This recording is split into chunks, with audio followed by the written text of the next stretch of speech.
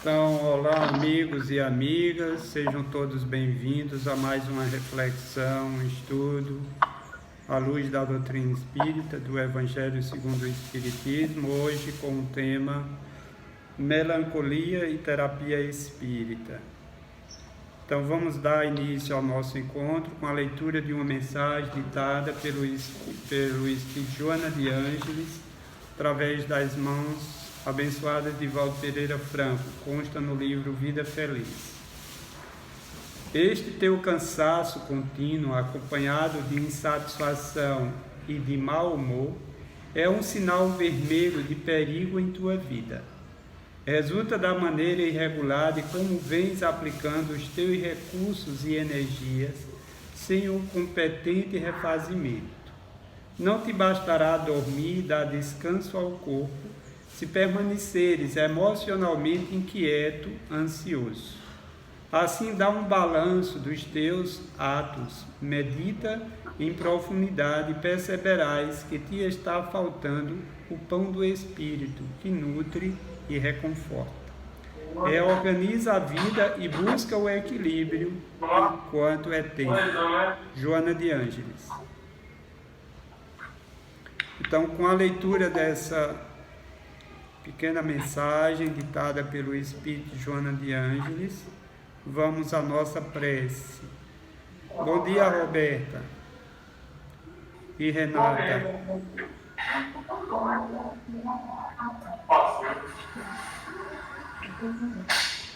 Então, Josiane, desliga aí, por favor, o teu áudio.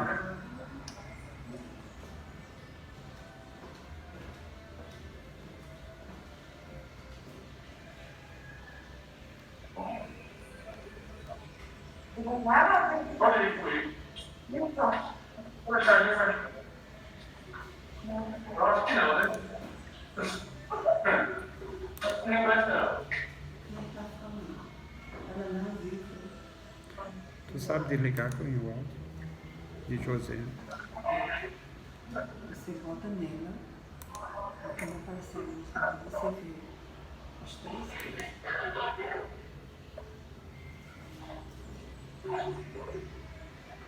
Parece. Ele fechou, entrega lá em cima. Você que tem um cantinho que a gente mexe. Lá em cima. Então vamos à nossa prece.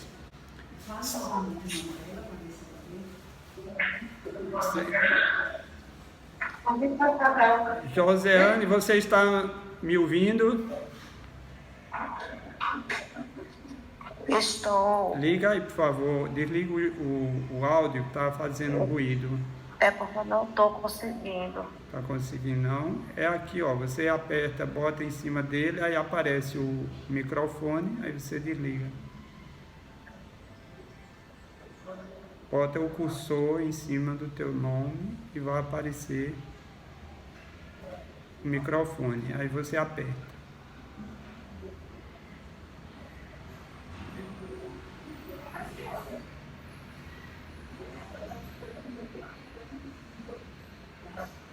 Então vamos à nossa prece.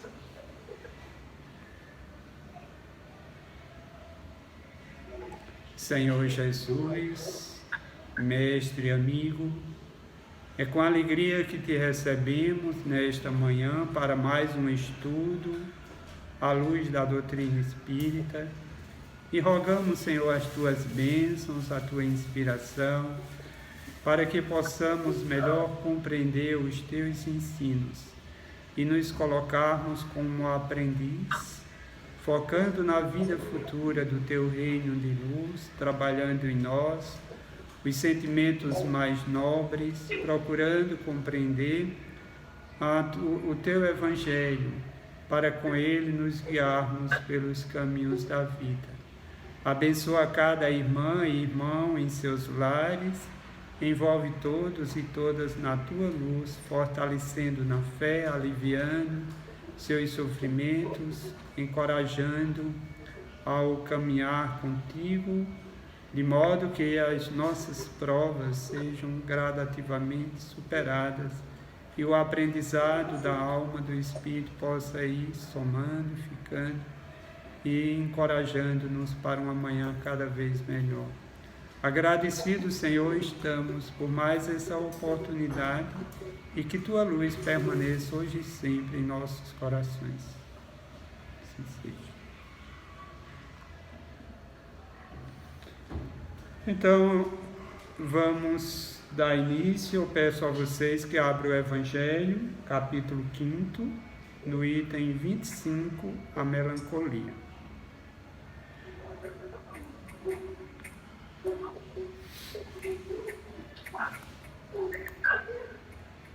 A melancolia, segundo a psiquiatria, é uma psicopatologia da alma. Estado, então, no dicionário da psiquiatria, eles dizem o seguinte: a melancolia é um estado mórbido, caracterizado pelo abatimento mental e físico, que pode ser manifestação de vários problemas psiquiátricos, hoje considerado mais como uma das fases da psicose maníaco-depressiva. Um estado de grande tristeza e desencanto geral, depressão. Então, a melancolia é vista hoje como uma depressão da alma. Então, com esse significado, não é? A doutrina espírita e tem um olhar de esperança, de confiança, que o ser recebendo as terapias convencionais, especializadas, somando com a terapia do Evangelho e em particular da doutrina espírita, ele alcançará um resultado bem satisfatório, a sua cura desse estado depressivo melancólico. Então, vamos à leitura do capítulo, do item 25, do Evangelho segundo o Espiritismo. Quem gostaria de fazer a leitura desse item? São 2 parágrafos. Inicialmente, vamos fazer a leitura do primeiro parágrafo, depois a gente faz do outro. Após os comentários do primeiro, faremos do segundo. Posso fazer, seu Toinho? Pode, dona Noel. Posso fazer? Pode. A melancolia. Sabeis porque uma vaga tristeza se apodera por vezes dos vossos corações e vos faz achar a vida tão amarga? É o vosso espírito que aspira a felicidade e a liberdade, que preso ao corpo que lhe serve de prisão, esgota-se em vão os esforços para dele sair. Mas vendo que são inúteis, cai no desencorajamento e o corpo, suportando sua influência, a languidez, o abatimento e uma espécie de apatia se apoderam de vós e vos achais infelizes. Então vamos refletir um pouco, não é, o que o Espírito François quis dizer com isso. Primeiro ele diz o seguinte: sabeis que às vezes uma vaga tristeza se apodera dos vossos corações e vos achar a vida tão amarga. Então ele fala de uma tristeza. Não é essa tristeza convencional que ele está se referindo, porque a tristeza convencional ela é um processo natural da vida, porque nós oscilamos constantemente entre a tristeza e a alegria em função das circunstâncias. Aniversário de alguém, a pessoa fica alegre, não é? A morte de um ente querido, triste. Então isso é natural, a pessoa não vai ficar alegre com a morte de um ente querido. Passou num concurso, está alegre, começou a trabalhar, não foi muito bem com a cara do patrão, começou a ficar triste. Então, a tristeza nessas situações convencionais, ela se faz natural. Quando ele fala aqui, ele diz: sabeis porque às vezes uma vaga tristeza se apodera dos vossos corações e faz achar a vida tão amarga. Então, quando a vida o indivíduo é visto a vida de forma tão amarga, então essa tristeza é uma tristeza já patológica. É uma tristeza que está num nível muito elevado. Ou seja, os indivíduos que estão nessa tristeza muito elevada, nem nas situações circunstanciais eles conseguem ter alegria. Porque é como se fosse a própria tristeza leva eles a se isolar das situações, do convívio, muitas vezes, das interações saudáveis. Aí aqui Emmanuel diz o seguinte, que há duas tristezas. Tem uma mensagem de Emmanuel no livro Coragem, né? Psicografia de Chico Xavier, que ele intitulou essa mensagem de As Duas Tristezas.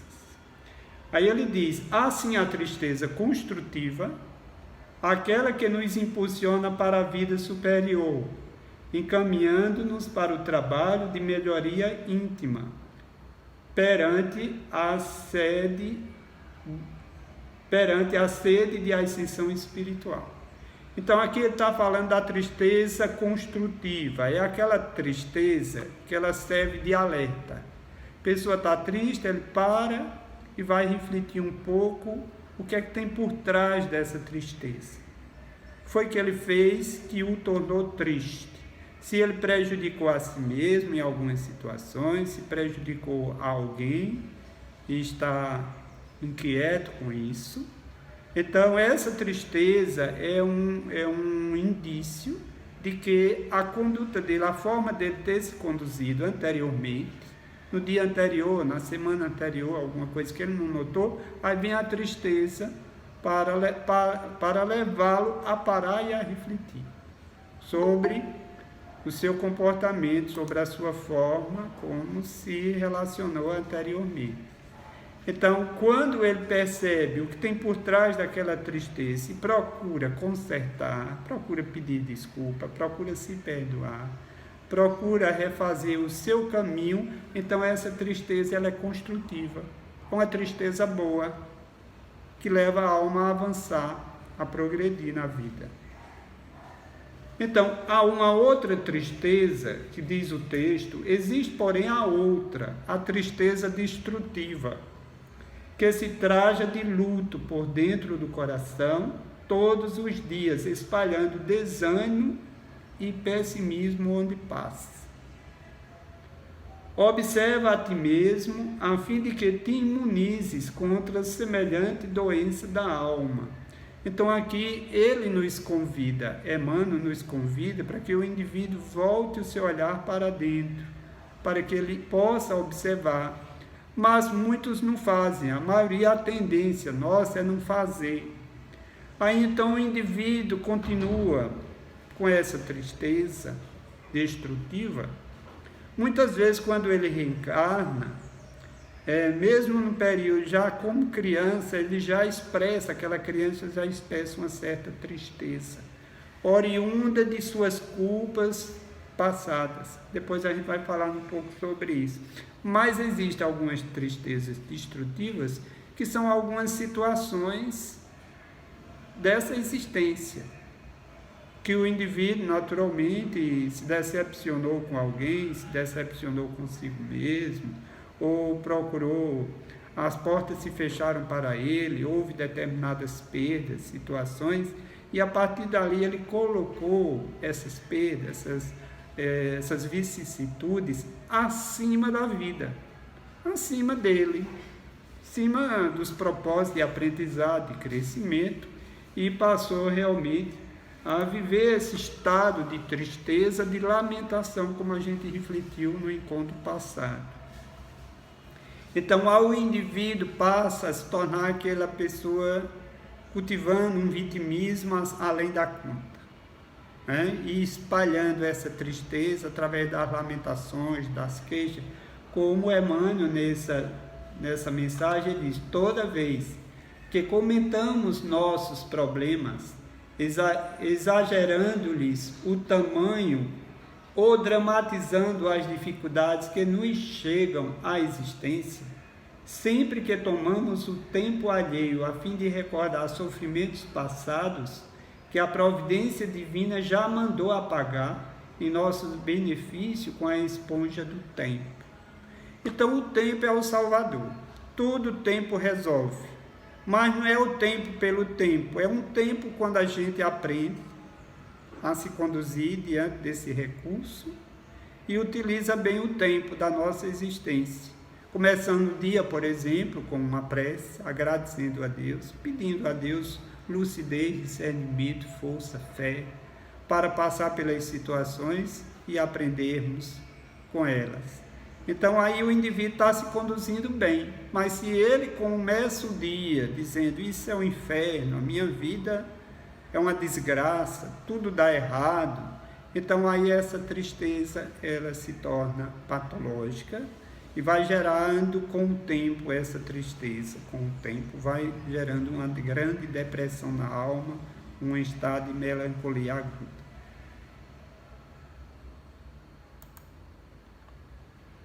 Então, aqui no texto, ele diz: é que vosso espírito, aspirando à felicidade e à liberdade, mas ligado ao corpo que lhe serve de prisão, esgota-se em vãos esforços para dele sair. Hoje, o indivíduo aspira pela felicidade, mas qual felicidade? Está ligado às discussões que a gente fez, que a felicidade não é deste mundo. Muitas vezes a pessoa, ela aspira da felicidade deste mundo, do sucesso, da fama, né? De conquistar riquezas materiais, de adquirir algo que possa atender suas paixões, seu orgulho, seu egoísmo. Mas não é dessa felicidade que nós estamos precisando. A felicidade que nós estamos precisando é a felicidade que nos leva a vincularmos a Deus e conquistarmos valores morais. Que a doutrina espírita nos revela que a felicidade não é deste mundo, porque nós estamos num planeta de provas e expiações. Felicidade completa não é desse mundo, mas ela começa aqui. Então, aí aqui o Espírito diz o seguinte, que o indivíduo, aspirando à sua liberdade, mais que liberdade, muitas vezes o indivíduo aspira à sua liberdade e caminha em busca da sua libertinagem, de um estado libertino, vai se escravizando aos vícios, vai se tornando presa dos vícios, os vícios passam a dominá-lo. Então não é desse estado de liberdade que nós estamos precisando, e sim da liberdade que o indivíduo passa a ter domínio sobre si mesmo, domínio sobre o mal e procura atuar no bem. Aí, em função do indivíduo focar a vida no plano material, por ele não conquistar aquilo que ele almeja, aquilo que ele sonhou, aí ele entra num estado, como ele diz aqui, porém reconhecendo que são inúteis esses esforços, ou seja, que ele vai percebendo que não tem domínio sobre ele, que não consegue conquistar aquilo que ele almeja, muitas vezes de efêmero para a sua própria vida. Aí ele cai no desânimo, e como o corpo, ou seja, porém reconhecendo que são inúteis esses esforços, antes, esgota-se em vãos esforços para dele sair. Então ele já se esforça, almeja, sair daquele estado. Aí depois, porém, reconhecendo que são inúteis esses esforços, cai no desânimo. E como o corpo lhe sofre a influência, sois tomado pela lassidão, pelo abatimento e por uma espécie de apatia. Por isso vos julgais infelizes. Então, ele tenta sair, esforços para dele sair. Quando diz, ligado ao corpo que lhe serve de prisão, esgota-se em vão esforços para dele sair.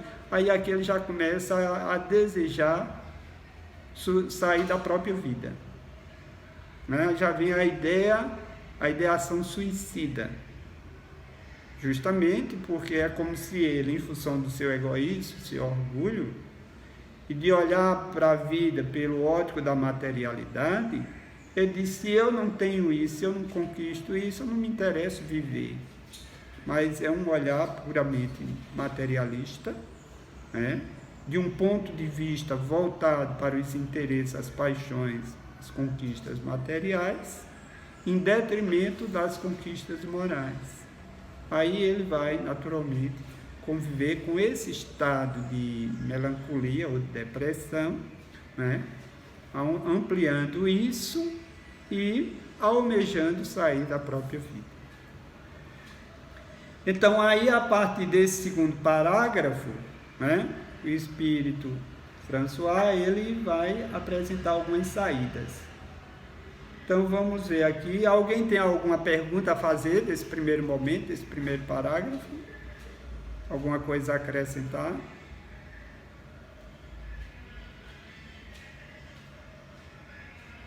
Se não, vamos à frente.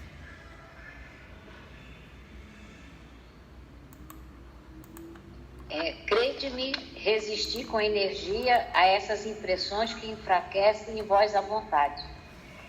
Essas aspirações para uma vida melhor são inatas no espírito de todos os homens, mas não as procureis neste mundo e no presente, quando Deus vos envia seus espíritos para vos instruir sobre a felicidade que vos reserva. Esperai pacientemente o anjo da libertação, que deve vos ajudar a romper os laços que mantêm vossos espíritos cativos.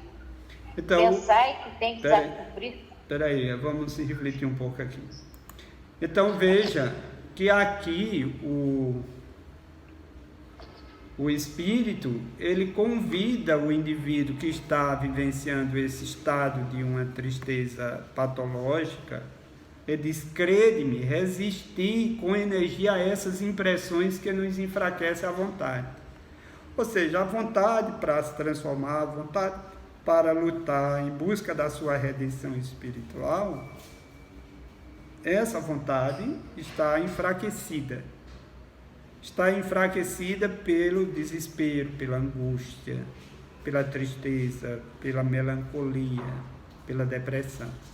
Aí o espírito da codificação, ele diz: crede-me, resistir com energia a essas impressões que vos enfraquecem a vontade. Essas aspirações a um mundo melhor são inatas no espírito de todos os homens. Veja, há essas aspirações a um mundo melhor. Ou seja, a gente está aqui no mundo de provas e expiações, mas esse mundo não é definitivo. Tudo aqui é transitório. Devemos almejar um mundo de regeneração.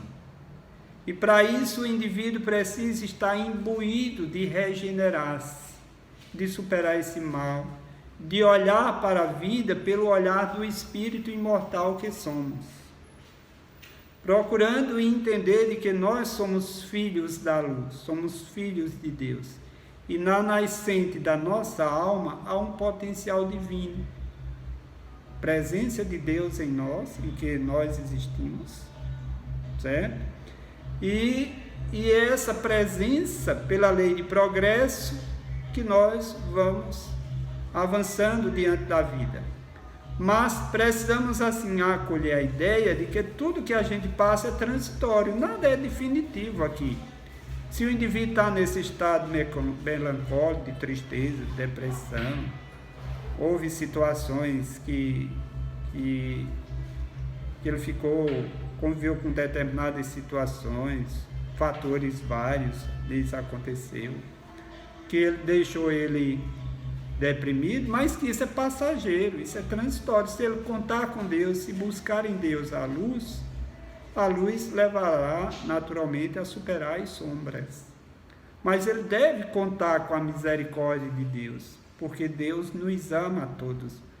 Deus nos criou com imenso amor, nós somos depositários do amor de Deus. Porque se Deus criou com imenso amor e Ele, Deus, o Pai, está imanente, presente na nossa vida, o Espírito imortal, na sua essência, ele traz um potencial, atributos divinos a ser conquistado no transcurso das existências sucessivas, a nos conduzir a uma vida de plenitude, à conquista do reino de Deus.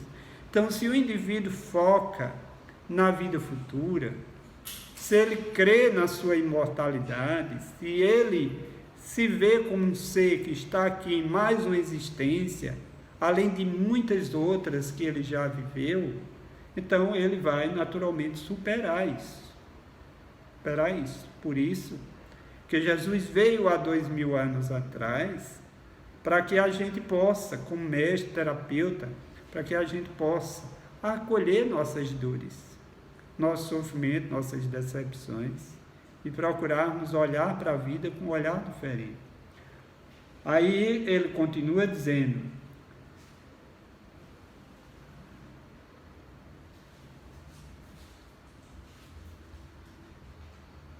essas aspirações... Espera deixa eu continuar aqui.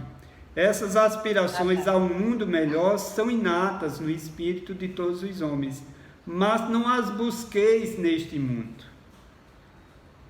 E agora, quando Deus vos enviar os espíritos que lhes pertencem para vos instruir acerca da felicidade que Ele vos reserva, aguardai pacientemente o anjo da libertação, para vos ajudar a desatar os laços que vos mantêm cativo o espírito. Ele diz aqui, o Espírito, ele diz que nós não devemos buscar superar essa tristeza, essa melancolia no mundo. Essa não é a busca do mundo, porque a busca do mundo, as terapias, elas são para o corpo. Muitas terapias que o mundo nos oferece, a ciência, que é um grande recurso que Deus nos ofereceu, a psiquiatria, a psicologia, as ciências médicas de um modo geral, isso são recursos da misericórdia de Deus para nos auxiliar, mas nós não devemos buscar só essas terapias especializadas para superar a depressão, para superar essa tristeza aguda, e sim buscarmos no Espírito imortal em Deus, em Jesus. Aí ele coloca aqui, ele diz: aguardai pacientemente o anjo da libertação. Ou seja, quem é esse anjo da libertação? É os espíritos guias que nos acompanham, pedindo para o indivíduo abrir seu coração, certo? A Deus, rogar a sua misericórdia e ter paciência, aguardar, porque muitas vezes a pessoa roga a ajuda, mas ainda está muito preso. Ele roga, mas não roga com tanta sinceridade, com tanta entrega. E muitos nem rogam, nem acreditam, porque está tão focado na vida material que não estão interessados na vida futura, a conquista do espírito, dos valores que enobrece, que eleva a alma. Aí aqui ele convida para que o indivíduo não aumente sua tristeza, mas procure superar as causas que lhes fez triste, que lhes tornou melancólico, que lhes tornou deprimido. Procure superar, elegendo o amor que no passado nos faltou, o perdão, a misericórdia, procurando se perdoar, viver a sua condição humana, para a qual Deus nos criou, viver a nossa condição humana, porque há uma tendência de fugir de nós mesmos. Por exemplo, o indivíduo que vive uma tristeza, muitas vezes ele está fugindo de si mesmo, ele não está acolhendo as suas decepções, as suas vulnerabilidades, a sua pequenez, ele não está tendo a consciência de suas inferioridades, aí ele tenta fugir por esse estado melancólico, ou procurando fugir da própria vida física, querendo tirar a vida do seu corpo, como se isso fosse resolver, e não, naturalmente isso não resolve, né? Aí ele coloca aí, chamando justamente a atenção para que a gente possa trilhar um caminho novo. Então vamos continuar a leitura. Quer continuar lendo, dona Noemi? Pensai que tendes a cumprir durante vossa prova sobre a terra uma missão que não suspeitais, seja em vos devotando à vossa família, seja cumprindo os diversos deveres que Deus vos confiou. E se no curso dessa prova e desempenhando vossa tarefa, vedes os cuidados, as inquietações, os desgostos se precipitarem sobre vós, sede fortes e corajosos para os suportar. Afrontai-os francamente, eles são de curta duração e devem vos conduzir para perto dos amigos que chorais, que se regozijarão com a vossa chegada entre eles, e vos estenderão os braços para vos conduzir a um lugar onde os desgostosos da terra não têm acesso. François de Geneviève, Bordeaux. Pronto, obrigado, Noemi. Então, olha, ele diz aqui, olha, lembrai-vos, ele está lembrando, porque muitas vezes nós aqui do planeta Terra anda muito esquecido de nós mesmos, né? Deixando a deriva as conquistas morais, as conquistas espirituais. Ele diz, lembrai-vos de que durante a vossa prova na terra tendes uma missão, de que não suspeitais, que é vos dedicando à vossa família, porque muitas vezes a gente espera missões grandiosas, e acha que cuidar da família, cuidar dos filhos, não é missão, né? É missão sim, desempenhar bem a sua profissão, com honestidade, com dedicação, colocando amor naquilo que faz, tudo isso é missão. Aí ele diz, de que vos suspeitais, quer vos dedicando à vossa família, quer cumprindo as diversas obrigações que Deus vos confiou. Então Deus confia em cada um de nós. Se Deus confia tanto por Ele nos ter dado missões, porque se Deus não confiasse em nós, Ele não teria nos dado uma nova oportunidade. Ele teria dito, você não tem jeito não, meu filho, vou botar você no inferno eterno. Mas Deus não fez isso, porque Ele confia. Ele sabe que cada um de nós, né, temos jeito, que fomos criados por Ele para a vida de plenitude, para a conquista maior dos valores que enobrece, que eleva a nossa alma a Deus. Então Deus sempre confia em nós, mas o contrário muitas vezes não acontece. Ora, se Deus nos percebe seus filhos e confia e sabe que seus filhos foi criado o menos possível para se tornar o mais possível, que Ele nos criou em germe, para que nós possamos nos tornar um Cristo, né? Então Ele nos criou para a gente se tornar um ser grandioso, e nós precisamos conquistar o nosso brilho pessoal.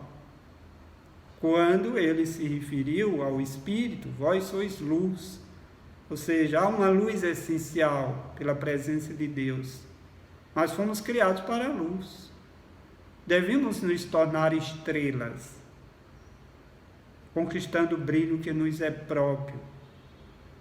Então, no momento que nós nos propomos a iluminar a nossa alma, quando Jesus diz, vós sois luz, deixai brilhar a vossa luz, através das missões, através dos deveres redentores que temos para conosco, para com a família, para com a sociedade, através da profissão, através da religião.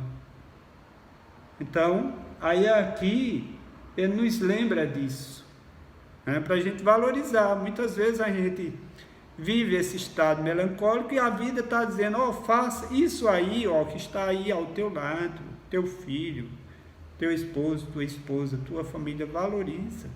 É um presente de Deus, convive bem com eles.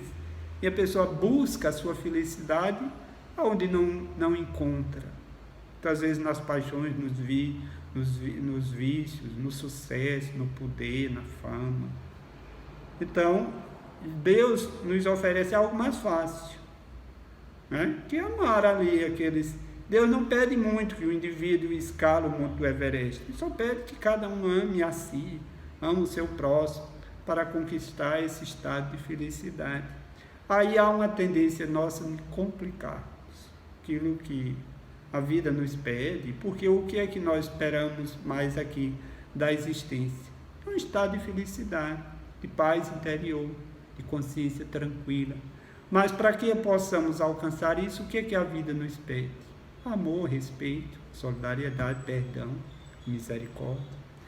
Aí aqui ele nos chama a atenção, ele diz, e se no curso dessa provação, porque viver em família é uma provação, nós estamos ali cursando as disciplinas morais em família. Quais são essas disciplinas? Respeito, acolhimento, solidariedade, estarmos presentes na vida do outro, para que o outro também esteja presente na nossa vida, criarmos um vínculo profundo com o outro. Porque as pessoas que caem num estado de depressão, se a família não estiver também adoecida pela depressão, pela mágoa, passa a ser um apoio, uma ajuda, para que o indivíduo saia daquele estado contando com as preces, as orações, o afeto, a presença, o carinho, o encorajamento, para que o outro possa superar isso.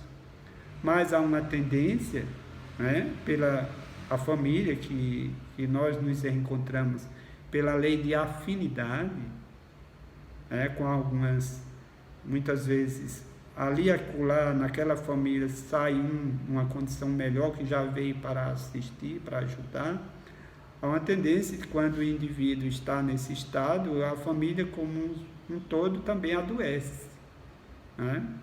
E aí o Espírito, François, está nos convidando para que a gente não ceda a esse estado deprimente, de tristeza. Está nos convidando para a gente olhar para a vida com o olhar do Espírito, de que nós estamos aqui para avançar.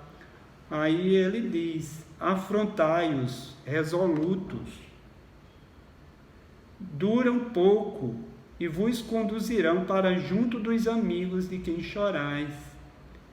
Ou seja, ele está falando aqui, muitas vezes, na convivência em família, há aqueles que partem antes de nós. De espíritos amigos, está no plano espiritual ou de outras existências, que se o indivíduo, né, quando ele diz assim, afrontai o resoluto, dura um pouco, a existência física aqui é tão curta, porque essa pressa de sair da vida antes do tempo, né? É uma certeza que a gente sabe que todos aqui morrerão, né? Ninguém sabe quando, mas por que ter tanta pressa? Muitas vezes o indivíduo quer sair hoje e estava já previsto da vida física, e já estava previsto pelas leis de Deus, ele passar só uma semana ou alguns dias, né? E ele não teve a paciência para aguardar essa vontade maior, ou algumas décadas a mais. Mas o que é isso para uma eternidade, as conquistas morais, que muitas vezes isso propiciará ao ser? Porque, primeiramente, se nós olharmos, né, para os nossos estados e percebêssemos que, além desses estados deprimentes, Deus está acima, né? Se a gente tivesse esse olhar de que Deus está acima, que Deus é a inteligência soberana, é a causa primária de todas as coisas, como Deus é a causa primária de todas as coisas, Ele está em cada um de nós. Então, qual é a causa de nós existirmos? É Deus. Então, se Ele é a inteligência suprema, tudo que acontece conosco é porque tem uma razão de ser. A gente precisa aprender com essas situações. A gente precisa se conduzir como um filho mais obediente, mais dócil, para que a vontade de Deus possa naturalmente se dar. Aí ele diz o seguinte: dura tão pouco a existência aqui na Terra, mesmo com provas difíceis, né, de paralisias físicas, problemas, limites vários, mas dura tão pouco, né?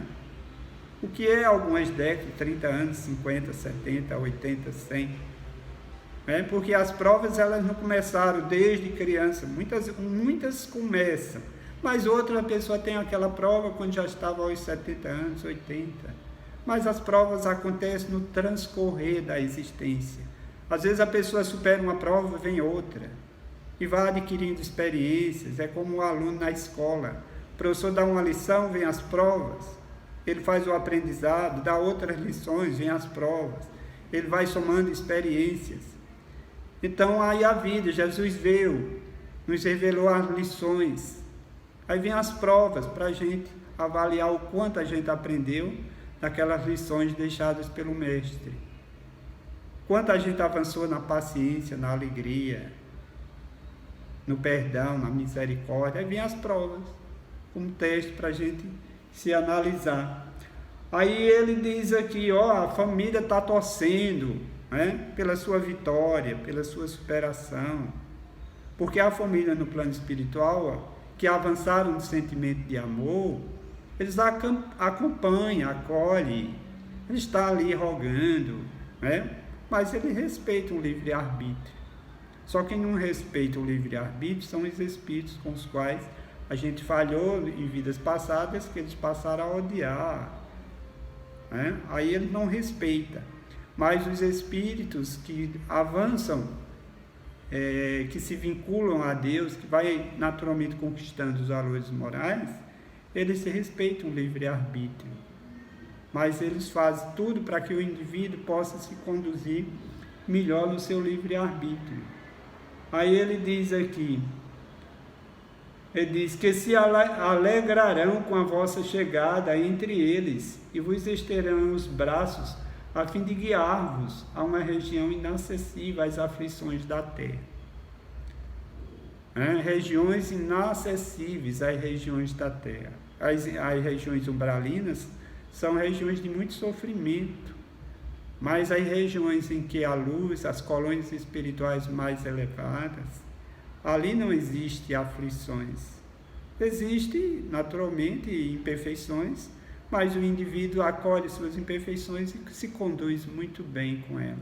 As aflições é quando a gente não acolhe as nossas imperfeições, e que a gente quer fugir delas, ou não aceita e se rebela contra.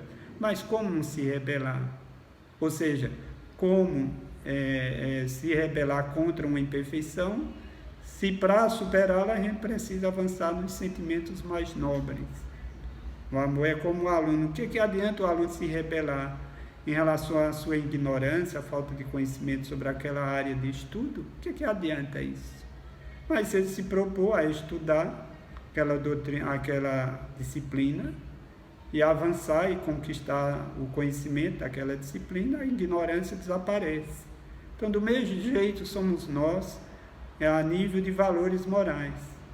Então, nós, muitas vezes aqui, não no sentido pejorativo, nós somos ignorantes do amor. Nosso amor ainda é muito limitado, nós ignoramos ainda o amor incondicional, os seus efeitos. Então, no momento que a gente vai avançando e percebendo que o amor dá um sentido maior às nossas vidas, que é o antídoto do sofrimento, e que é no amor que o ser liberta-se do mal do orgulho, do egoísmo, que vem tornando a sua alma impura, é o amor que purifica o coração, que leva o ser a um estado de bem-estar. É terapêutico, é profilático. Aquele que ama supera as feridas morais, porque é balsâmico e evita novos males para o futuro. Então, com essas reflexões aqui do texto, eu trouxe para a gente, porque o Espírito, ele deu uma mensagem aqui muito curta, falando de uma forma muito assim, simplória, em função da melancolia, mas eu fui atrás de Joana de Anjos para a gente ampliar esse conceito e entender melhor as causas das depressões das almas aqui na Terra, porque é uma pandemia que se alastra hoje, que se alastra sobre todos os continentes, e é um percentual muito grande em relação ao estado de depressão, e que a doutrina espírita vem alargar os horizontes para que nós possamos ter, diante desse estado sombrio da depressão, a esperança, certeza, e que a doutrina espírita vem caminhando com as terapias especializadas, colaborar para que o indivíduo possa superar. Então, diz Joana de Ângeles no livro Triunfo Pessoal, no capítulo Depressão, ela diz o seguinte, psicografia de Divaldo Pereira Franco: na raiz psicológica dos transtornos depressivo ou de comportamento afetivo encontra-se uma insatisfação do ser em relação a si mesmo, que não foi solucionada. Predomina no self um conflito resultante da frustração de desejos não realizados, nas quais impulsos agressivos se rebelaram, ferindo as estruturas do ego, que emergem em surda revolta, silenciando os anseios e ignorando a realidade. Os seus anelos e prazeres, disso resultantes, porque não atendidos, converte-se em melancolia, que se expressa em forma de desinteresse pela vida e pelos seus valiosos contributos, experienciando gozos masoquistas a que se permite, em fuga espetacular do mundo que considera hostil, por ele não haverá atendido às exigências. Joana de Ângeles. Então, veja, ela diz aqui que na raiz psicológica dos transtornos depressivos se encontra-se uma insatisfação do ser em relação a si mesmo, em relação à vida. Então, nós devemos, a insatisfação, ela deve ser no sentido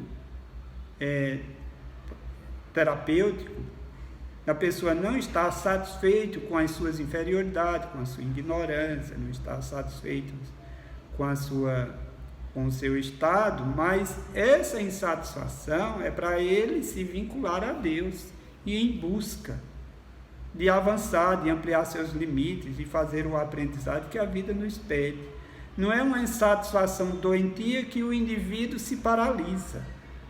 Porque para que haja uma transformação moral na nossa alma, a gente precisa ter um domínio sobre essa insatisfação adoecida pelo orgulho, pelo egoísmo.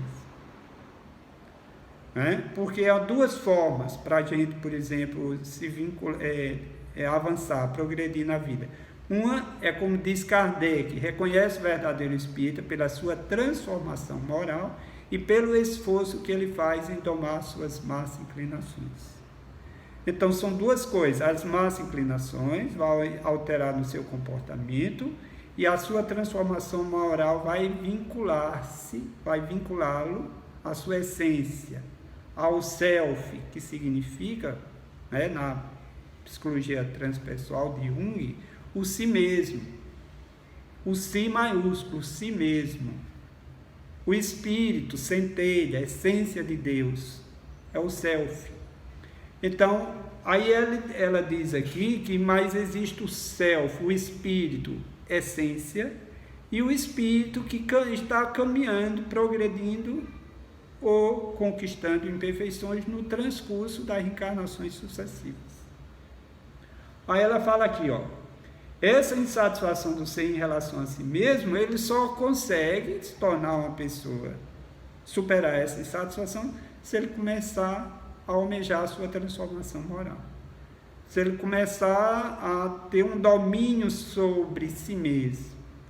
O domínio, ou seja, o domínio sobre si mesmo, é como o indivíduo que é proprietário de um cachorro, de um cão, mas ele vai passear com o cão e bota uma focinheira no cão para que ele não saia mordendo as pessoas por aí afora. Então, esse esforço de si mesmo é como essa focinheira que a gente deve botar em nós mesmos para a gente não ir dando coisa nas pessoas por aí fora. Ou seja, para que a gente possa, mesmo que não conquistou ainda essa educação que é uma extensão das conquistas do íntimo do ser para fora, né? Mas ele está procurando ter um domínio sobre a violência, sobre o mal que está em si, e procurando se vincular a Deus para superar isso. Porque se ele ficar só no domínio, ele não se transforma. Ele está só domando ali, né? Ele não se transforma. Para ele se transformar, ele precisa se vincular a Deus. É o indivíduo que acolhe a si mesmo, procurando não fugir, mas procurando também acolher Deus em sua vida. É simultâneo. Não é ele acolher as suas feridas, sua pequenez, suas vulnerabilidades, se desligando de Deus, se desconectando de Deus. É simultâneo. Quando o indivíduo se reconhece frágil, vulnerável, se ele não se vincula a Deus, aí ele cai em estado de melancolia, depressão. Porque ele passa a culpar-se em função daquele estado, né? Aí, mas se ele, por exemplo, o perdão, por exemplo, como é que a gente vai perdoar? Quando a pessoa reconhece suas falhas, não foge de si mesmo, se vê como uma pessoa humana, se dá o direito de ter errado e se vincula a Deus para acertar, para superar aquilo, porque o significado de perdão é o prefixo, na sua totalidade, e o outro é doar, perdoar. Doar-se por completo, desde que aquela falta seja superada. Ele cobriu. Perdão significa, né, como Jesus, no Evangelho, diz que o amor cobre multidões de pecados. O indivíduo porque o perdão é a ação de amor, voltado para si, voltado para a falha do outro, para o seu próximo. Então, a esse indivíduo, justamente, repara esse mal, porque a expiação, ela começou na falta, e ela termina na presença dos sentimentos nobres. Começou no erro e termina no acerto. Começou no descaso, na indiferença, e termina, né, na ação no bem. Então, porque ninguém supera a expiação só sofrendo por sofrer. A expiação é um convite ao auto-perdão, um convite à auto-misericórdia, o acolhimento de si mesmo para ir avançar. Aí há a tendência nossa de não acolher a nossa condição humana. Porque quando a gente se reconhece vulnerável, é para a gente superar, a vida está convidando para a gente ir superando essa vulnerabilidade. Reconhecendo vulnerável não é que o torna mais vulnerável ainda, por ele reconhecer. É que ele vai se preparar, vai se fortalecer naquilo que ele não estava buscando anteriormente, naquilo que ele não estava valorizando anteriormente.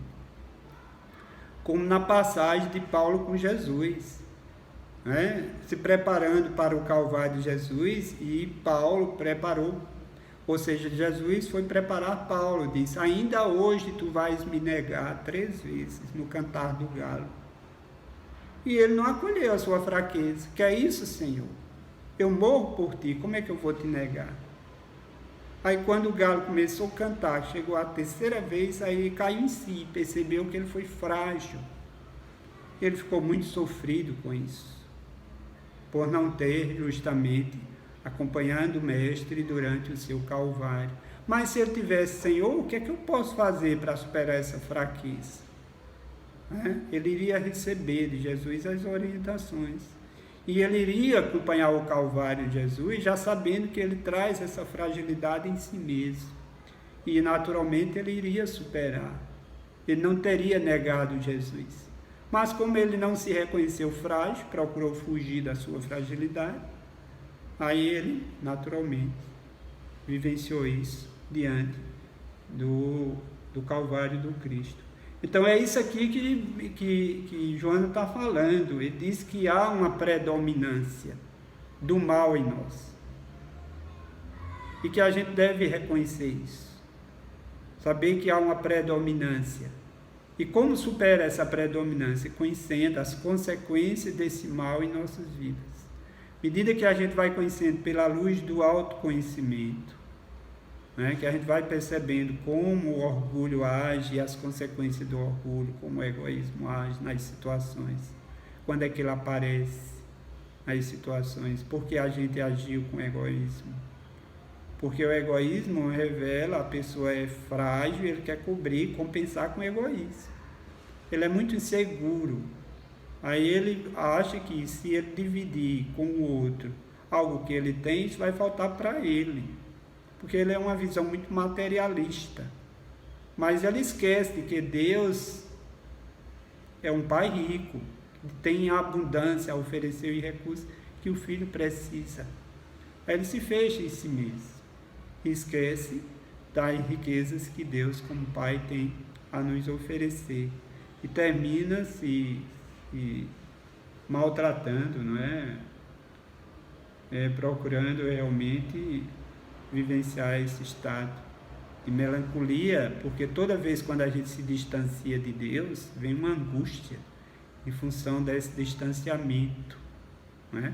Essa angústia, ela é geradora de tristezas agudas. Aí Joana aqui nos convida, predomina no self, em conflito resultante da frustração de desejos não realizados. Aqui já não é o self mais essência, é o self processo.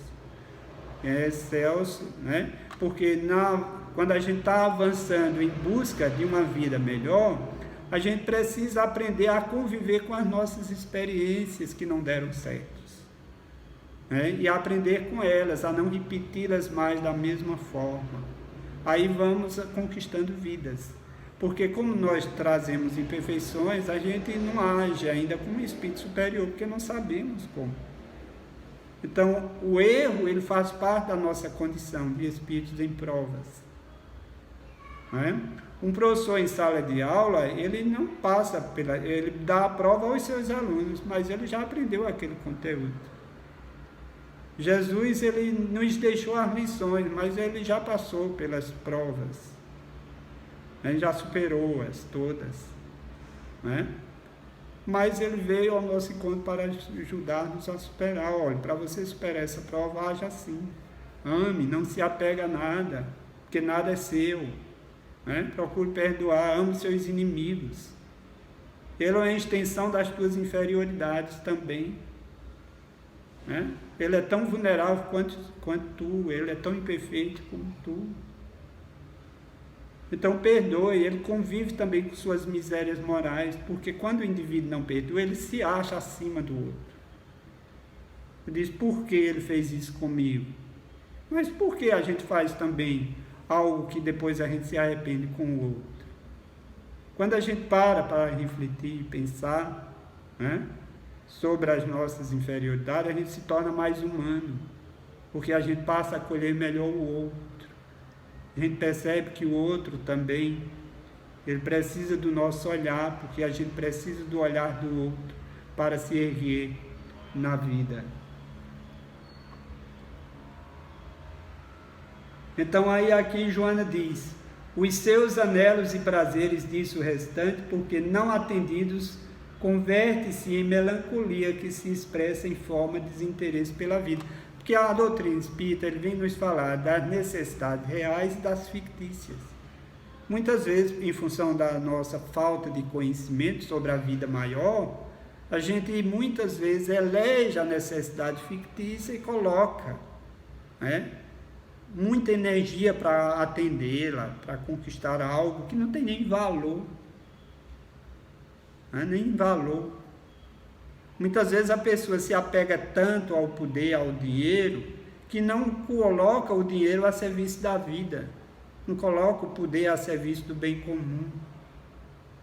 Então isso passa a ser um grande peso, um fardo muito pesado para aquela alma.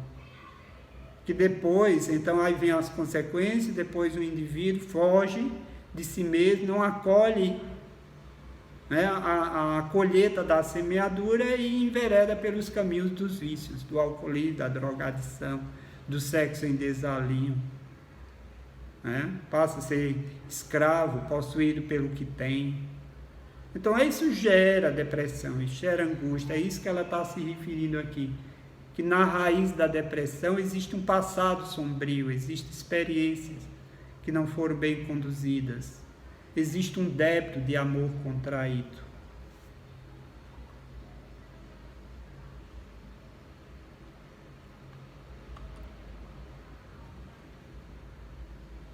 Então, triunfo pessoal, isso que eu li, essa passagem, o capítulo sobre depressão, da obra de Joana de Anjos, faz parte da série psicológica, que é um grupo de estudo que Corrinha, Socorro, minha esposa, está à frente na sexta-feira à noite.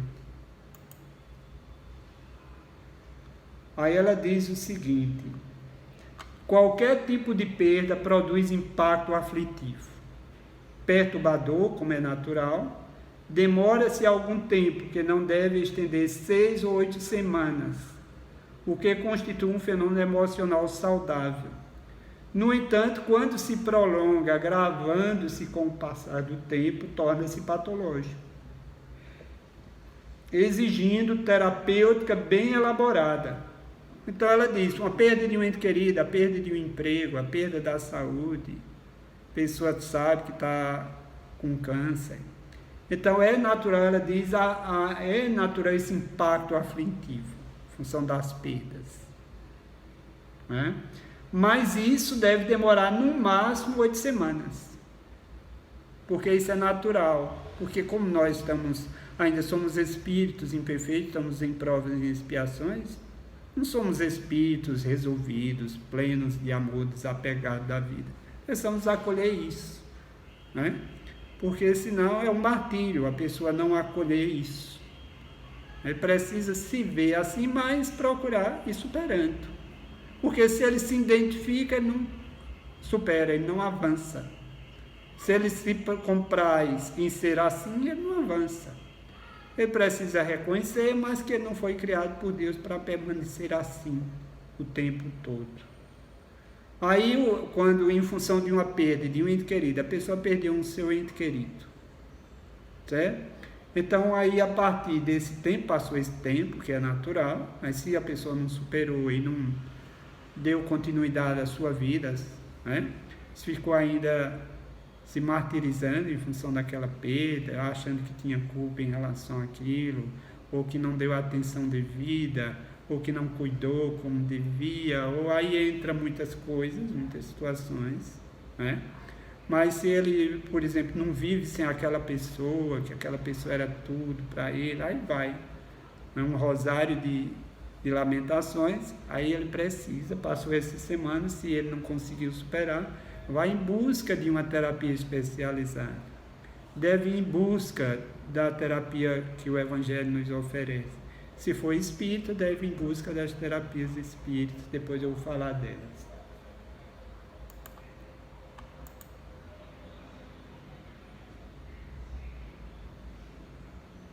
Aí ela chama que Joana de Anjos, nesse mesmo capítulo do livro Depressão do Triunfo Pessoal, é inevitável transferência de dramas e tragédias de uma para outra existência carnal. Esculpidos que se encontram nos refolhos do eu profundo, o espírito viajou de multifários renascimentos carnais, ressumam como conflito avassalador, a princípio em manifestação de melancolia, de abandono de si mesmo, de desconsideração pelos próprios valores, de perda de autoestima. Ela diz o seguinte: a pessoa não deve transferir as suas responsabilidades para outrem, nem para os obsessores, nem para as existências anteriores. Cada existência é um convite a superar. Eu sou assim é porque eu tenho muitos débitos, tenho muito karma, não fiz nada que prestasse, então eu mereço passar por isso. Não, se for assim, ninguém vai superar. Né?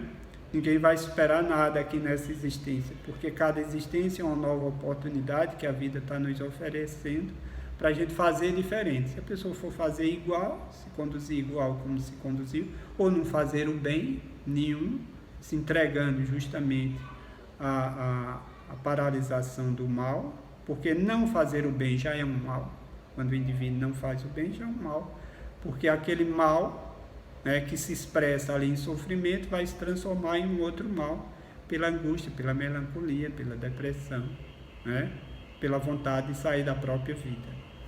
Aí ela diz, a inevitável transferência de dramas e tragédias de uma para outra existência carnal, esculpidos que se encontram nos reforços. Está falando aqui de que a vida é solidária também, que é inevitável. Ora, se a gente não se conduziu bem em vidas passadas, se a gente não se conduziu bem, é inevitável, a gente não vai ter controle sobre as consequências desse passado, a gente não tem controle sobre isso. A gente não tem controle. Se a gente não se conduziu bem com uma pessoa X, essa pessoa em espírito continua nos perseguindo, a gente não tem controle sobre a perseguição dela, não. Agora a gente tem controle sobre a forma como a gente acolhe isso. Ou seja, fulano, um espírito está magoado conosco. O que a doutrina espírita nos convida? Perdoa, tem misericórdia dele. Ele é uma alma doente, infeliz, é um ser infeliz, está doente, né? Então cultiva a misericórdia, acolhe, ora por ele. Então aí a gente passa com isso a avançar, a não procurar repetir mais o passado e procurar realmente vê-lo como também um filho de Deus, nosso irmão, encaminhado. Então é isso que ela está falando. Então, algo que a gente precisa ter consciência é o seguinte: a doutrina espírita ajuda-nos a nos vermos como espíritos que pré-existimos, que a gente traz experiências não tão boas, né? Que se a gente já fosse espírito superior, a gente teria muito a falar do bem passado, mas como a gente é espírito inferior, a gente não tem tanto a falar do nosso passado, não foi tão bom, né? Teve algo que foi bom, mas comparado com algo que não foi, é muito menos, né? Então, em função das nossas imperfeições, dos nossos apegos, a gente traz uma soma de débito muito grande e a folha de trabalho com Jesus ainda está muito pequena, precisa ser ampliada. Então, num texto do Momento Espírita, que traz como tema Aflições da Alma, diz o seguinte: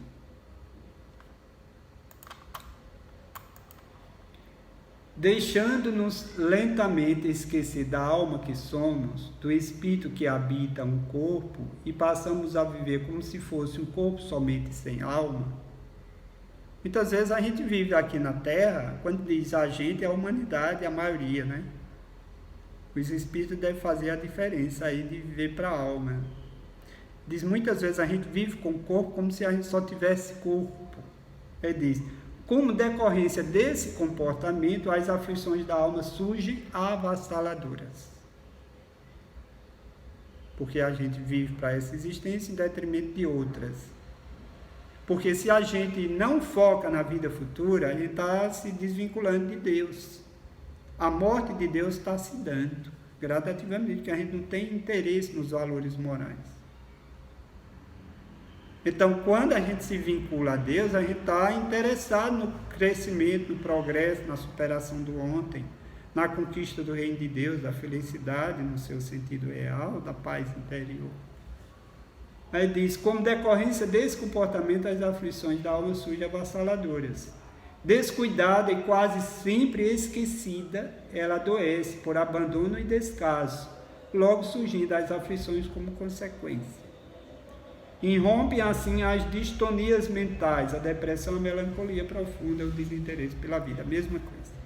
Chamando a atenção porque além de queda coisa, né, no sentido popular, além do seu passado, do passado nosso, que não foi tão bom, aí nessa existência presente o indivíduo se desinteressa pela vida. Aí aumenta, contrai mais débitos, aumenta a sua depressão, suas misérias morais para o futuro.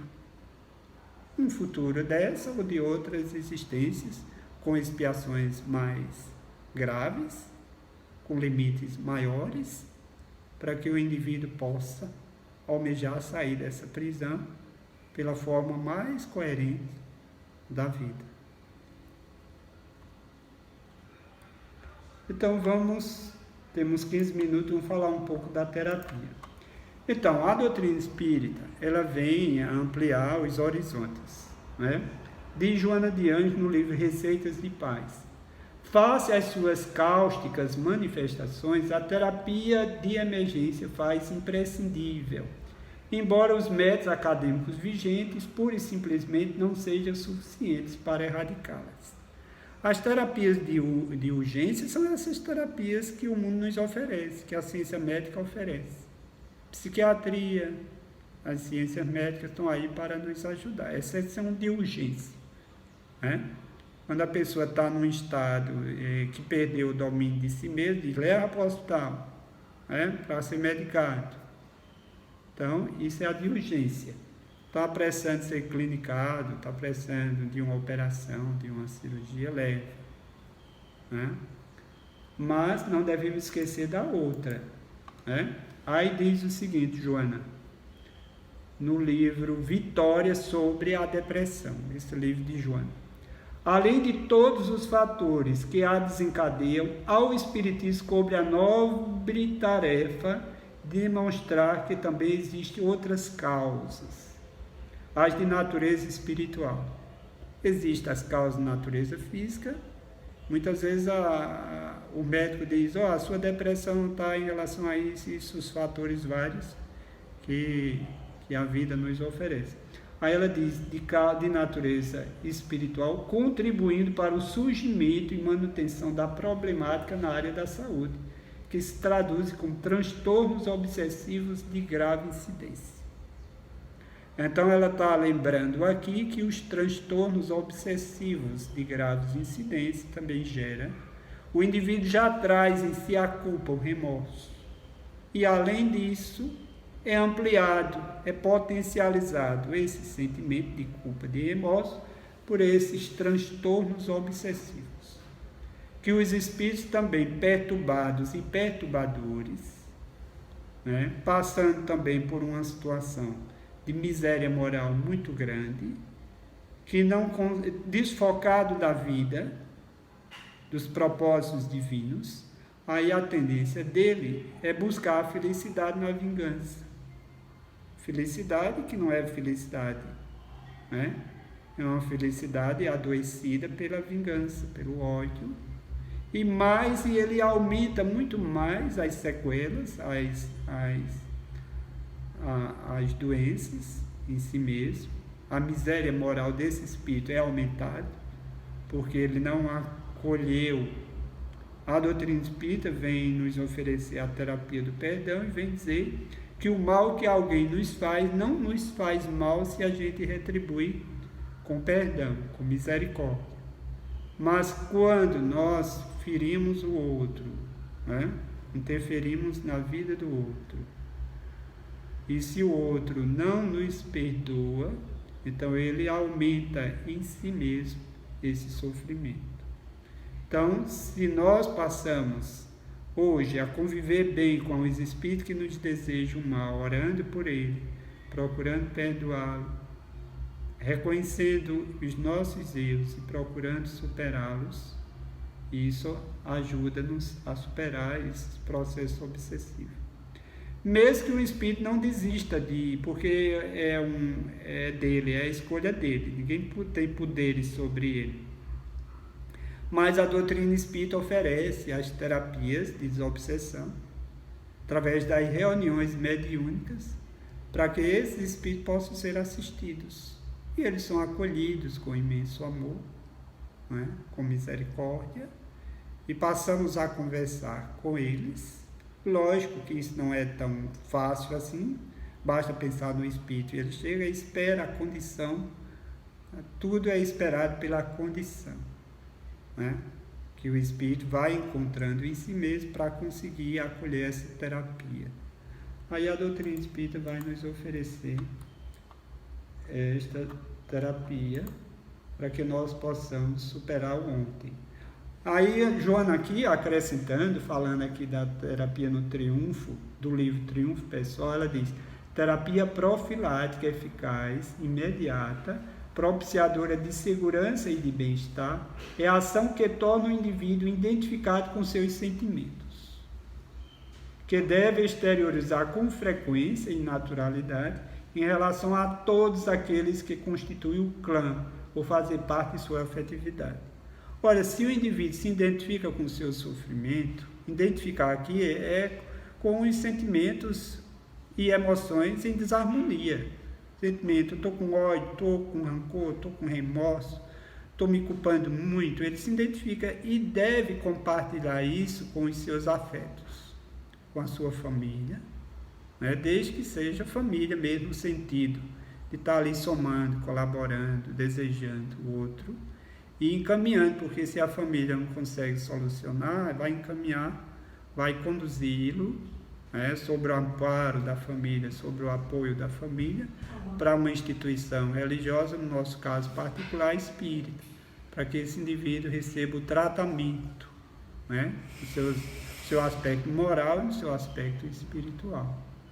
Aí aquela nos chama, quando o indivíduo não acolhe, quando ela diz aqui, que essa terapia ela começa, porque Deus nada pode fazer pelos seus filhos, se primeiramente não tiver o coração do filho. Primeira coisa é ter o coração do filho, porque quando o indivíduo fecha a si mesmo, né, ele passa a se tornar blindado e luz nenhuma entra quando o espírito ou a pessoa em si está revoltada com a vida, está angustiado e que não busca terapia, não conta com ninguém, aí fica difícil.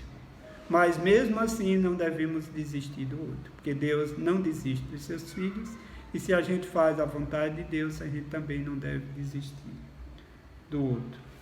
Aí ele fala sobre isso, né? Que isso vai ajudando, esse vínculo com o outro, porque muitas vezes o outro caiu doente, mas a pessoa está com um vínculo tão superficial com o outro, que ele não consegue nem dividir sua dor. Ele não acredita que o outro pode ajudá-lo, que o outro está mais preocupado pelos seus interesses. Mas se o outro está vinculado a Deus, né, um vínculo mais profundo, então ele está vinculado também aos seus entes queridos por um vínculo mais profundo.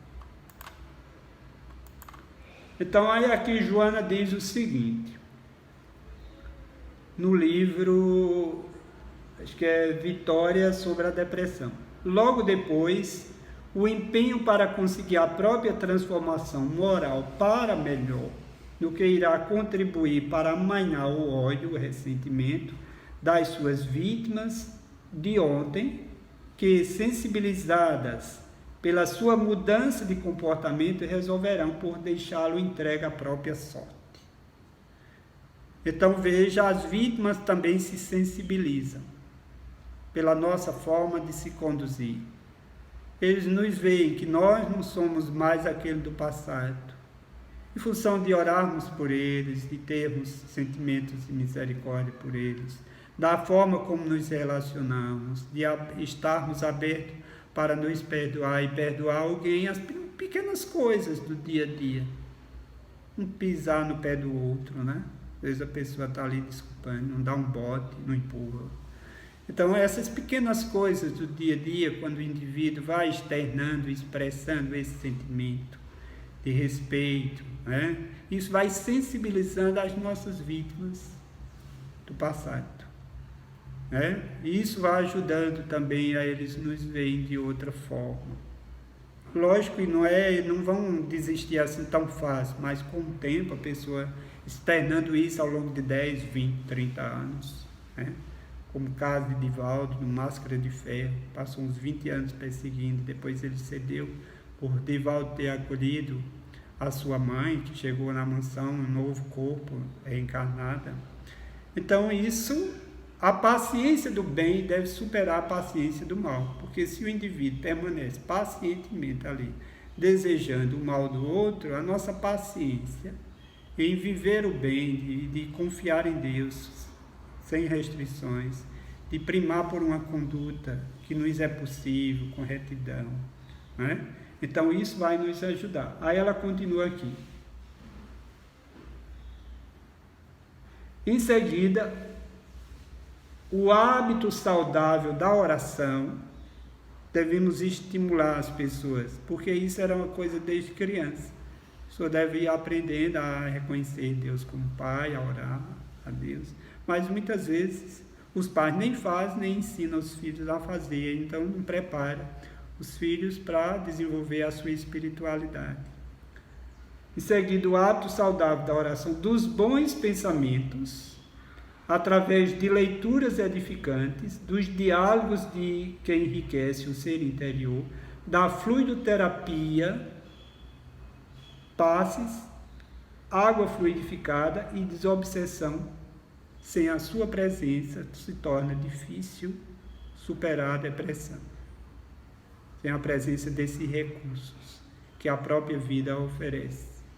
Embora quando a depressão é leve, às vezes a pessoa é acompanhada pelas terapias especializadas, pela psiquiatria, a psicologia, e termina superando.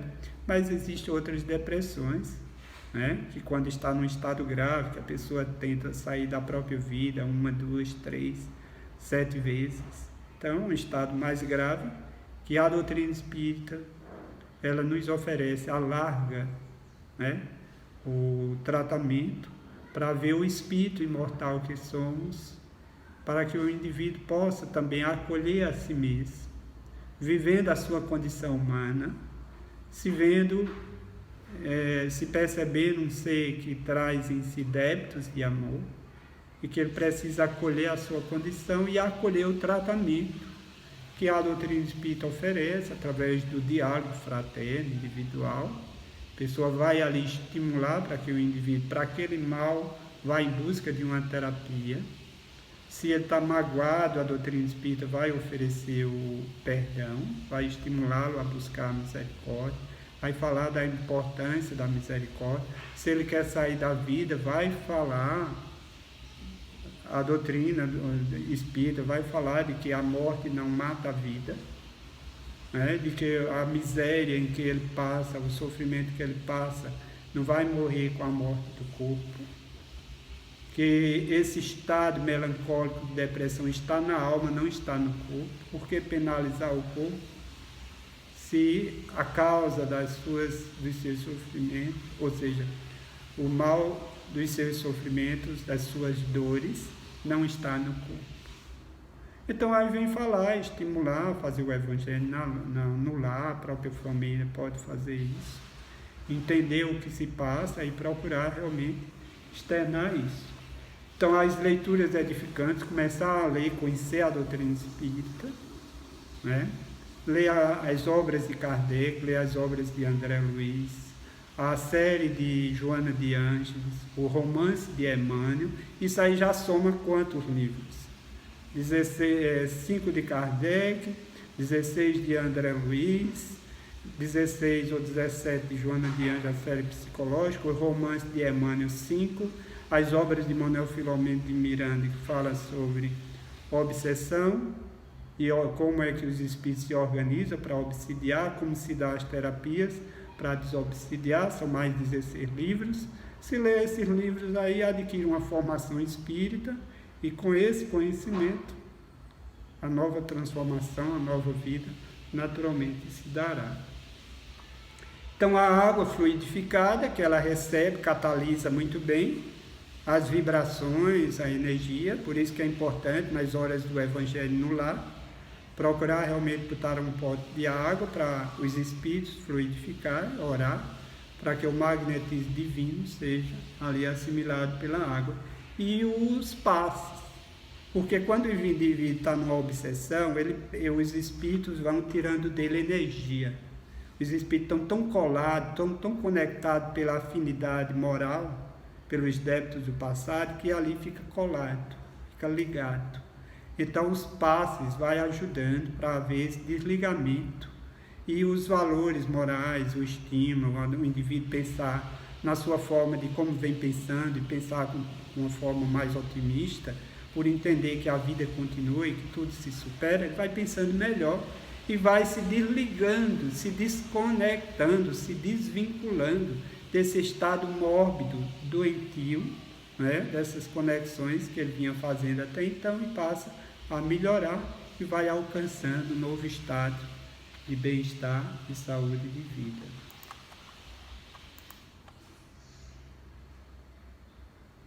Então, os esclarecimentos, Joana diz aí no livro Vitória sobre a Depressão, ele diz: de início o esclarecimento do paciente, a fim de que adquira a consciência de responsabilidade. Porque é uma tendência que quando a pessoa chega na casa espírita e que começa a perceber que tem pessoas que já traz uma certa sensibilidade mediúnica e começa a perceber que está ali sobre a influência de espíritos. Aí ele acha que basta tirar o espírito e culpa o espírito e tem raiva do espírito e passa a odiar o espírito, então ele não vai conseguir sucesso com esses pensamentos. Aí a Joana diz que é necessário que a pessoa tenha uma consciência de responsabilidade.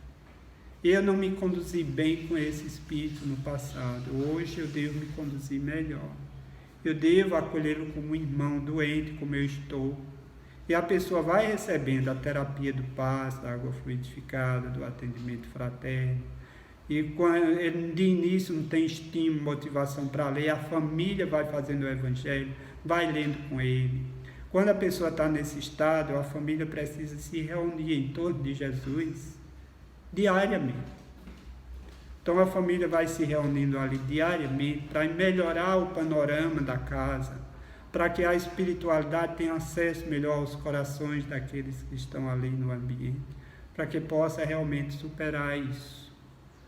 Então aí ela diz: consciência de responsabilidade, porque a consciência de culpa é quando a pessoa quer fugir de si, se maltratando, baixa autoestima, achando que não é merecedor da felicidade. Ele traz assim uma consciência de culpa, não é merecedor das graças de Deus. Ele precisa sair desse estágio e acolher a misericórdia, que a misericórdia de Deus é para todos, para os que sofrem, para os que fazem sofrer, os justos e injustos. Deus ama a todos, né? Mas nem todos acolhem a misericórdia de Deus, porque fecham em si mesmo, na sua ingratidão, na sua rebeldia, no seu orgulho, né? Passa a descrer de tudo, porque está sob a influência. Aí entra as terapias de desobsessão na casa espírita, para ir aliviando e auxiliando com o evangelho no lar, e o indivíduo deve continuar, a família deve, porque muitas vezes a família acha que quem está doente é seu ente querido. Eles não estão, aí leva ele para a casa espírita e volta para casa. Não, todo mundo está doente, porque é um organismo familiar. Quando um dos órgãos do nosso corpo adoece, o organismo como um todo também está doente, porque as peças são solidárias. Os sistemas que compõem a organização física, eles são solidários. Os sistemas são solidários, os órgãos são solidários. Então a organização familiar também, uns são solidários ao outro. Quando um adoece, a tendência é o outro já vinha também com a doença, né? Em função dos débitos semelhantes que tiveram juntos, o mais frágil termina ali assimilando aquelas energias das influências perniciosas que os espíritos deixam, e os mais frágeis terminam ali começando o processo. Mas muitas vezes tem perseguições que elas são a nível de família, toda a família está sendo perseguida, em função porque erraram juntos, e estão ali um acerto de contas para reparar o ontem. Aí ela diz: dispondo-se à recuperação ao esforço pessoal, se um mecanismo passadista de transferir para outrem e que ele deve realizar. Em seguida, o hábito saudável da oração, dos bons pensamentos, através de leituras edificantes, que eu já falei, né? Que ela fala, motiva a justamente buscarmos isso aí.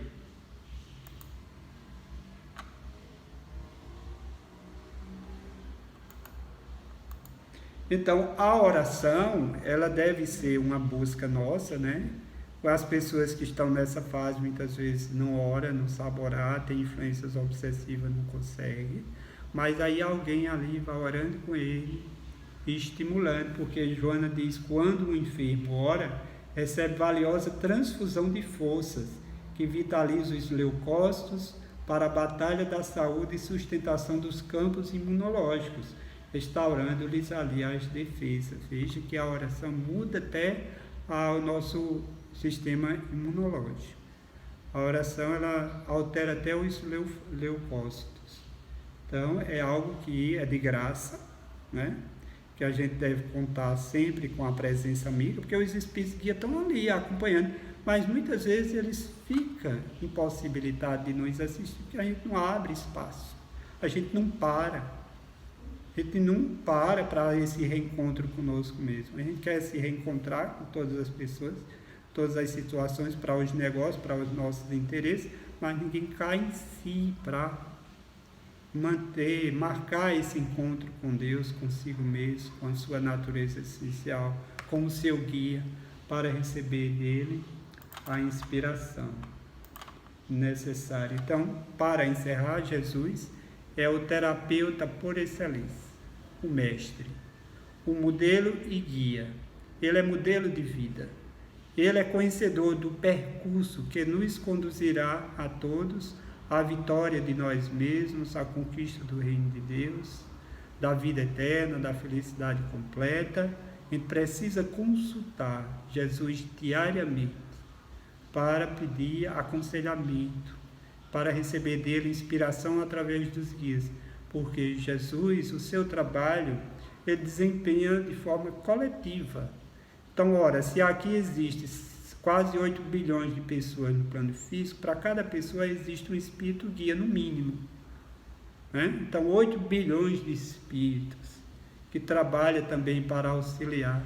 E muitas vezes da família, se tem uma família numerosa, tem os guias, muitas vezes, dos próprios espíritos, e tem um guia espiritual da família. Quando a pessoa se reúne em prece ali, às vezes tem 10 espíritos guias ali que está reunido, com outros simpáticos, com outros espíritos familiares, com outros que foram atraídos para aquele momento, para ajudar-nos a nós e aqueles que estão vitimizados pela nossa forma de não ter se conduzido bem junto a eles, por ter nos faltado amor, e que hoje o amor de Deus possa estar sempre presente.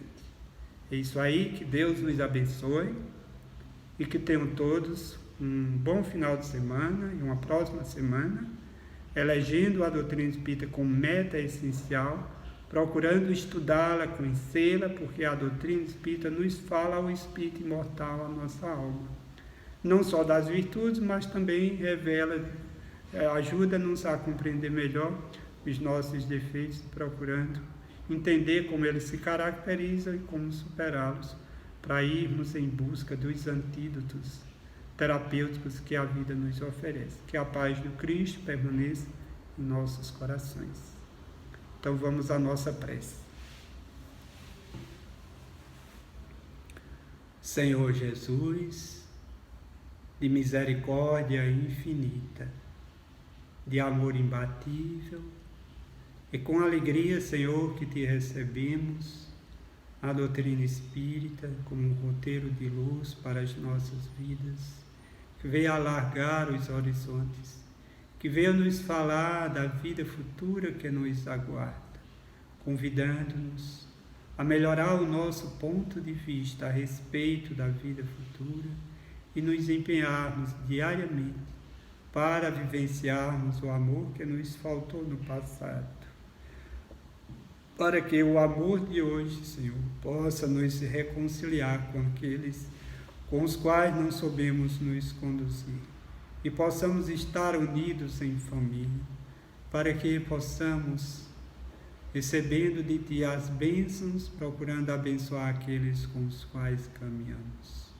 Abençoa, Senhor, a todos nós, ilumina-nos, para que possamos nos iluminar por dentro, e ensina-nos, acima de tudo, a dar um sentido maior às nossas vidas, a amar incondicionalmente. Ensina a amar, pois que o amor que cultivamos ainda não foi suficiente para erradicar o mal que trazemos na nossa alma, para sarar as feridas morais que contraímos, mas que possamos, Senhor, crescer nesse sentimento, para uma convivência mais saudável em família, nos reunindo pelo menos uma vez por semana, junto a Ti, sentarmos na mesa contigo, para comermos do pão do Espírito e nossa alma poder nos nutrir. Mas se pudermos, Senhor, cada um individualmente se reunir, pelo menos meia hora a cada dia, Só temos a ganhar, porque a nossa alma se fortalece, os vínculos com Deus se ampliam e as fraquezas, as vulnerabilidades vão diminuindo de intensidade. Agradecidos, Senhor, estamos pelo Evangelho à luz da doutrina espírita, que vem acalentar as nossas almas, que vem nos dar a esperança, certeza de um novo amanhã e que vem ajudar-nos a adquirir a consciência de responsabilidade para que possamos fazer escolhas mais saudáveis, contando com a razão e o coração. Agradecidos, enfim, por tudo, pela presença de todos, que Tua luz se faça com cada lar, que sintam a presença amiga dos Espíritos, que os acompanham, que os assistem, e eles sentem muita alegria de ver cada um fazendo o aprendizado para essa existência, acima de tudo o aprendizado para a existência, para a vida do Espírito imortal que somos. Gratos, enfim, permaneça, Senhor, hoje por todo sempre com cada um de nós. Que assim seja.